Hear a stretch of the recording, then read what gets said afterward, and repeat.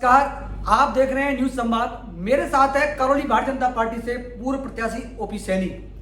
OP Saini ने Bharatiya Janata party के अब तक के इतिहास में सर्वाधिक वोट लिए हैं, 47,000 से अधिक। सैनी जी, आपका बहुत बहुत स्वागत है। बहुत बहुत धन्यवाद विनोद जी, और सभी दर्शकों का भी स्वागत। ओपी सैनी का परिचय, सीनियर आईएएस अधिकारी हैं, पत्नी इनकी डॉक्टर है और राष्ट्रवादी विचारधारा भगवान कृष्ण के परम भक्त है। आप इनकी ड्रेस से भी ये आप अंदाजा लगा सकते हैं। सैनी जी, विधानसभा चुनाव में आप 3 दिन पहले आए थे, आपको 47,000 से अधिक वोट मिला। इस बार करौली विधानसभा क्षेत्र के बारे में कैसे, कौन से मुद्दे इनको आप लेना चाहेंगे कि आप विधायक बने, भाजपा का टिकट मिले तो आप इन मुद्दों का निस्तारण कर पाएंगे, क्योंकि आपने अब तो एलिसन लगभग कर ही लिया पूरा। क्या सोचते हैं आप?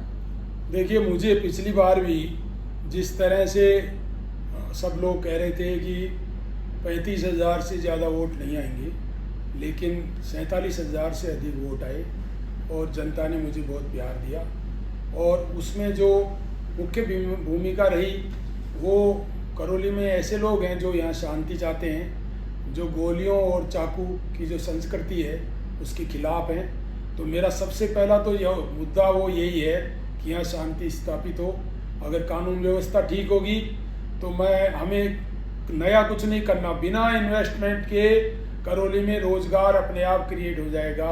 मदन मोहन जी के दर्शन करने वाले भगत ये कहते हैं कि हम रात को परिवार सहित यहाँ रुकना चाहते हैं और सुबह 4 बजे मंगला के दर्शन करना चाहते हैं, लेकिन यहाँ की जो वर्तमान कानून व्यवस्था है वो हमें इस बात के लिए इजाज़त नहीं देती है। अगर यहाँ भगत रुकेंगे तो होटलें भी और भी खुलेंगी, रेस्टोरेंट खुलेंगे और टैक्सी चलेंगी और भी जो है रोज़गार के साधन क्रिएट होंगे। इसी तरह से जो है यहाँ पे जैसे हमारे जंगल है, चरने की जगह है जानवरों के, यहाँ पे एक डेयरी का यहाँ पे स्थापना होनी चाहिए कि अभी आदमी 2 भैंस रखता है, एक किसान तो 2 भैंस और रखे और उसका दूध यहाँ बेचे और उससे जो पैसा मिले वो बाजार में खरीदारी करके चला जाए। जी, ये 2 मुद्दे हो गए। इसके अलावा एजुकेशन के बारे में आप क्या सोचते हैं? एजुकेशन के बारे में मैं समझता हूँ कि हमारे यहाँ पर एक तो क्वालिटी की जो है वो कोचिंग होनी चाहिए, और मेरा प्रयास ये होगा कि बहुत ही अच्छी क्वालिटी की निःशुल्क कोचिंग, जिससे हमारे करौली के बच्चे compete कर सकें राष्ट्रीय स्तर पर, प्रदेश स्तर पर, यूपीएससी में, आरपीएससी में, और चाहे एमबीए में एडमिशन हो या डिफेंस में, उसके अंदर हमारे बच्चों के अंदर जैसे अगर हम फिजिकली उनको कोचिंग दे दें, फिजिकली फिट हों, तो हमारे बच्चों के अंदर इस बात की बहुत ही प्रगाढ़ इच्छा है कि वो फौज में जाएं, पुलिस में जाएं, तो वो भी हमारा एक फोकस का एरिया हो सकता है। आप लगभग विधानसभा क्षेत्र में घूमते हैं, आपके सामने कौन कौन से मुद्दे आते हैं गाँवों से लेकर? आपने शहर के मुद्दे बताए, गाँव में कौन कौन से मुद्दे आते हैं? मासलपुर हो, साईपुर हो, परिता हो, करौली के आसपास के इलाकों, कौन से मुद्दे निकल के आते हैं? गाँव में अगर आप ये देखेंगे कि बजट जो हम 5 साल हो गई सरकार को, अगर पंचायतों का बजट उठा के देख लें, पंचायत समिति, जिला परिषद में कितना बजट आया, पीडब्ल्यूडी, इरिगेशन, पीएचडी, इनके अंदर कितना बजट आया, बजट अथाह बजट आया जिसकी कोई सीमा नहीं है, लेकिन उसका दुरुपयोग हुआ है। उसके इन्होंने अपने लोगों को ठेके दिए हैं, उसकी क्वालिटी खराब है, 3 महीने के अंदर सड़क टूट जाती है। जल मिशन जो भारत सरकार का जो पैसा आया है, उस पैसे की ऐसी बर्बादी हुई है। गांव में मैंने देखा हुआ कि वहाँ पे जो है पाइप जो इन्होंने लगाई वो टूट गई, और जहाँ पानी गांव में पहुँचना चाहिए वो नहीं पहुँच रहा है। तो जबकि पूरे देश में दूसरे राज्यों में जल मिशन का जो हर घर नल का जो प्रोग्राम मोदी जी ने देश में लिया है, जल शक्ति विभाग के माध्यम से, मंत्रालय के माध्यम से, उसमें राजस्थान सबसे पिछड़ा है। कारण ये है भ्रष्टाचार, और जैसा प्रदेश स्तर पर छापे भी पड़े हैं पीएचडी डिपार्टमेंट के अधिकारियों के, और उसके अंदर जो भ्रष्टाचार हुआ है ठेके देने में, वो सबको पता है, और उसी का अंजाम हम लोग भुगत रहे हैं। देखिए, आप वो सीनियर आईएएस ऑफिसर हैं, बड़े पद पर हैं, और अब राजनीति में कदम आपने बढ़ाया है, चुनाव भी आप लड़ चुके हैं, तो ये दोनों का अनुभव का फायदा अगर आप विधायक बनते तो कैसे मिल सकता है? विकास की योजना का तेज गति चल पाएंगे इसमें? देखिए विनोद जी, मैं आपको अपने मन की बात बताना चाहूँगा कि मेरे लिए विधायक बनना कोई बड़ी बात नहीं है जी।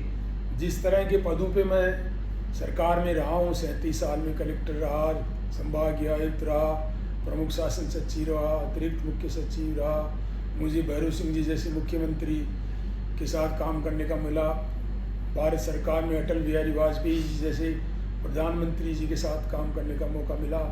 मेरी सिर्फ इच्छा ये है, और गोविंद देव जी का, मदन मोहन जी का, वृंदावन के संतों का आदेश ये है कि मेरा जो अनुभव है प्रशासनिक, उसको मैं करौली का जो पिछड़ा क्षेत्र है इसके विकास में उसको लगाएं, क्योंकि यहाँ पर जो अभी तक जिस तरह से जनप्रतिनिधि आए हैं उनका फोकस ये नहीं रहा कि क्षेत्र का विकास हो, 36 कौम का विकास हो, इसके ऊपर ध्यान नहीं दिया गया।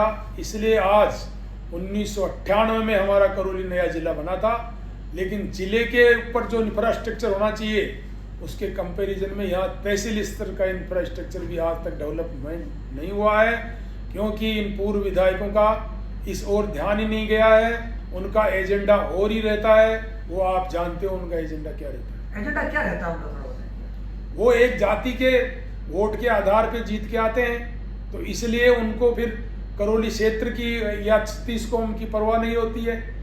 इसलिए जो है यहाँ पर जो है नेग्लेक्ट रहता है इलाका, यहाँ की बात कोई कहने वाला नहीं है। उनको इतनी समझ नहीं है कि राजस्थान सरकार, भारत सरकार में करौली के लिए योजनाएं ले जाएं, उनको स्वीकृत कराएं और जिससे यहाँ पर फायदा हो। आप ये बताएं, आप वो 3 दिन पहले आए थे, 47,000 वोट आपने लिए, क्या आपको अनुमान था कि इतने वोट आपको मिल पाएंगे? बिल्कुल सही कह रहे हो आप।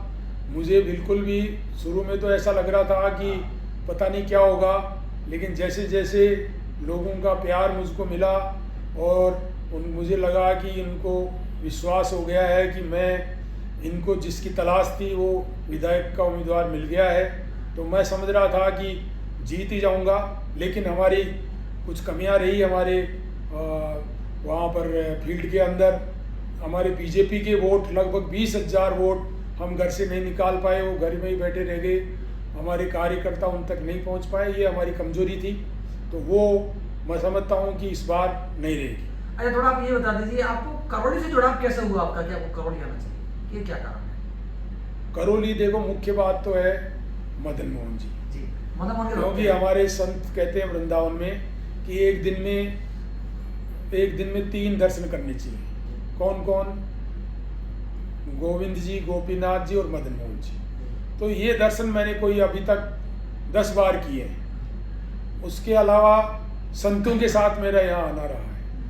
उससे पहले मैं आपको बताऊं, 88 में मैं कलेक्टर विकास था सवाई माधोपुर में, तब करौली उसी का भाग था। तो यहाँ की जो प्राकृतिक सौंदर्य है उसके कारण मैं आपको बताऊं, मैं ऐसा अफसर था सबसे ज़्यादा जो करणपुर भी गया, वहाँ रहता भी था मैं, वहाँ पे स्कूल में सोया हुआ हूँ मैं, वहाँ के नायब तहसीलदार के यहाँ सोया हूँ ऑफिस में, सर्किट हाउस में मैं बहुत ठहरता हूँ। यहाँ का मैं प्रभारी सचिव रहा, फिर 2013-14 में मैं संभागीय आयुक्त भरतपुर था, तब भी करौली के लोगों से जुड़ाव रहा और मेरा हमेशा से करौली के लोग आते रहे। यहाँ के जो भी समस्याएं थी उनसे भी मैं जुड़ा रहा। इस तरह से मैं समझता हूँ कि करौली से जुड़ाव है। प्रदेश की राजनीति में क्या चल रहा है कि भारतीय जनता पार्टी इस बार वापसी कर पाएगी, क्या आपको लग रहा है, क्योंकि आप सब जगह घूमते हैं? देखिए, अभी पिछले दिनों कांग्रेस की भी सभा हुई और बीजेपी की भी सभा हुई। 23 को कांग्रेस की सभा हुई जिसमें राहुल गांधी और उनके राष्ट्रीय अध्यक्ष खड़गे जी आए थे। उसमें 3 डोम में से इनके 1 डोम भरा था, खाली थे बाकी। उसके बाद भी जब राष्ट्रीय अध्यक्ष जी बोलने लगे तो सब उठ करके चले गए थे, क्योंकि वो ज़्यादातर नरेगा के लेबर थे उसमें। उसके बाद में आप देखिए कि राहुल वहाँ पे जो स्टेज से सचिन पायलट को बुलाया नहीं गया, उसका नाम ही नहीं था वक्ताओं में। तो राहुल गांधी को गुस्सा आया, उसने जो है वहाँ पे कहा कि भाई सचिन को बुलाओ। तो फिर ये कहा गया कि भाई सचिन को क्यों, किस हैसियत से बुलाया जाए, वो अगर CWC का मेंबर है तो औरों को ही बुलाना पड़ेगा। तो फिर और CWC के मेंबर्स को भी बुलाना पड़ा। उसके बाद में वो इतना मुंह फुला के रहे कि मुख्यमंत्री जी के साथ वो एक कार्यक्रम में और थे, तो वहाँ उनकी न तो फोटो आई न दोनों पास आए। तो इनके आपस में इतना द्वंद्व है। और आप भाषण पर 23 का भाषण वापस सुन लीजिए, न राष्ट्रीय अध्यक्ष ने न राहुल जी ने, मुख्यमंत्री जी का नाम ही नहीं लिया है। उन्होंने कहा है कांग्रेस पार्टी ने हमारी ये योजनाएं चलाई हैं, एमएलए ने चलाई है, जबकि गहलोत साहब अपनी फोटो के अलावा किसी की लगाते नहीं है। तो इनके इतना द्वंद्व है। 25 सितंबर गत वर्ष जो कांग्रेस के इतिहास में ऐतिहासिक दिन था, जब हाईकमान के 2 ऑब्जर्वर उनको खाली हाथ लौटा दिया गया और वहाँ से राजस्थान के में विधायकों ने विद्रोह कर दिया। उसके बाद से जो है कांग्रेस की हालत ख़राब है, चुपचाप है। इनकी लड़ाई होने वाली है टिकटों को लेकर के और ग्रुप्स बने हुए हैं। जबकि 25 को जो मोदी जी का रहा, सारा मीडिया, सबको पूछ लीजिए आप, ऐतिहासिक, आज तक राजस्थान में इतनी बड़ी रैली नहीं हुई। वहाँ पे अगर जयपुर शहर में होती जैसे इन्होंने करी, तो जयपुर शहर पता नहीं कितने दिन जाम रहता। बाहर करी उन्होंने शहर से 20 किलोमीटर दूर, भीड़ रही। वहाँ पे जो रिंग रोड बना हुआ है वो 5 किलोमीटर तक भर गया, खेत भर गए। और मोदी जी का जो शानदार भाषण हुआ, जिस तरह का जोश मोदी जी ने पार्टी में कार्यकर्ताओं में भरा है, मैं समझता हूँ कि तो आपको लगता है जिताते परिवर्तन निश्चित है। क्योंकि जिस पार्टी के कार्यकर्ताओं में जोश आ गया, समझ लो वो पार्टी चुनाव जीत गई।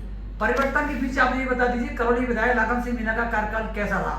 आप उनके प्रतिद्वंदी थे।